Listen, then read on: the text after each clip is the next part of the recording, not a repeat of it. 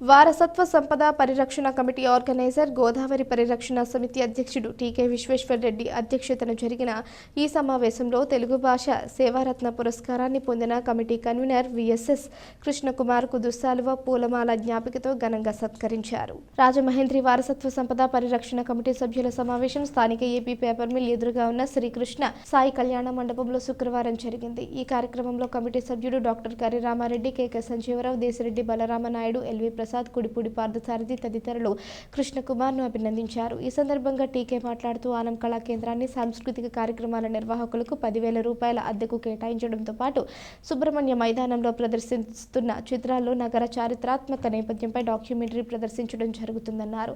Damerla Ramarao art gallery, నేతునూరి Gangadharam గ్రంథాలయం, గౌతమి గ్రంథాలయాల్లో చాలా చారిత్రక సంపద, విలువైన చిత్రాలు ఉన్నాయని వాటిని తిలకించేందుకు ప్రైవేట్ స్కూల్స్ యాజమాన్యాల ద్వారా 2 బస్సులు సమకూర్చుతామని స్కూల్ యాజమాన్యాలు తమను సంప్రదిస్తే వారికి తేదీని కేటాయించడం జరుగుతుందన్నారు. రామారెడ్డి మాట్లాడుతూ ఇప్పుడు కృష్ణకుమార్కు వచ్చిన అవార్డు చాలా చిన్నదని, భవిష్యత్తులో ఇంకా పెద్ద అవార్డులు రావాలని ఆకాంక్షించారు.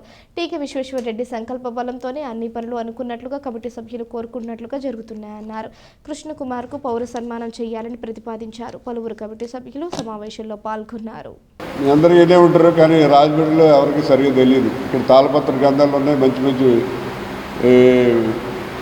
బుక్స్ గ్రంథాలు రాసిన బుక్స్ అన్నీ ఉన్నాయి. ఇది దామెర్ల ఆర్ట్ గ్యాలరీ మన రాజమండ్రిలో ఉంది కాబట్టి ఇలా మూల పడిపోయింది ఆర్ట్ గ్యాలరీ. అదే ఇంగ్లాండ్లోనో లేకపోతే అమెరికాలోనూ ఉంటే అక్కడ ఉన్నట్టు ఒక్కో ఆర్ట్ కొన్ని కోట్ల రూపాయలు ఖరీదు చేసినటువంటి ఆర్ట్స్ అన్నీ కూడా దామెర్ల ఆర్ట్ గ్యాలరీలో ఉన్నాయి. ఇప్పుడు ఈ 2 కూడా మన కృష్ణకుమార్ గారు అంటే ఇది బుక్స్, ఇవి ఇంత బుక్స్ చదవమంటే పిల్లలు చదవరు. A4 సైజులో ఒక పాంప్లెట్ లాగా తయారు చేసి పిల్లల్ని ప్రతిరోజు కూడా ఏదో ఒక స్కూల్ పిల్లలకి 2 బస్సులు పంపిస్తామండి ఫ్రీగా. ఎందుకంటే గవర్నమెంట్ స్కూల్స్లో పిల్లలకి బస్సులు లేవు.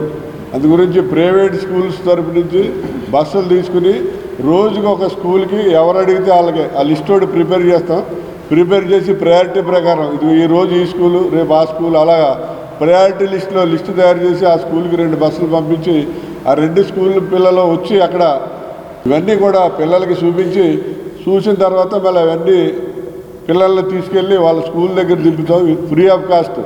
కానీ మనం ఒప్పుకున్నట్టయితే ఆడిట్ అప్లికేషన్ వస్తుందేమో, రేపు పొద్దున్న ఏదైనా పొలిటికల్గా ఏదైనా ప్రెషర్స్ వస్తాయేమో, వాళ్ళకెందుకు ఇచ్చారు మాకెందుకు ఇవ్వలేదంటారేమో అని ఎన్నో అబ్జెక్షన్స్ తోటి వాళ్ళు పక్కకి నెట్టడం జరుగుతుంది.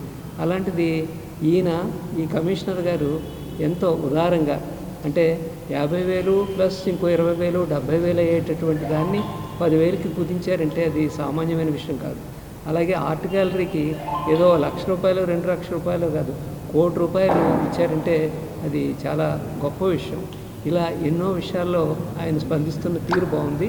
దీనికి అంతటికీ నా ఉద్దేశం ఏమిటంటే విశ్వేశ్వరరెడ్డి గారి యొక్క సంకల్ప బలం, చిత్తశుద్ధితోటి ఏదైనా ఊరికి చేయాలి అనేటటువంటి ఆ సంకల్పంతో నడుస్తున్నారు కాబట్టి ఆ సంకల్పం యొక్క ఫలాలు మనం ఈ విధంగా ఆస్వాదించడం జరుగుతుంది.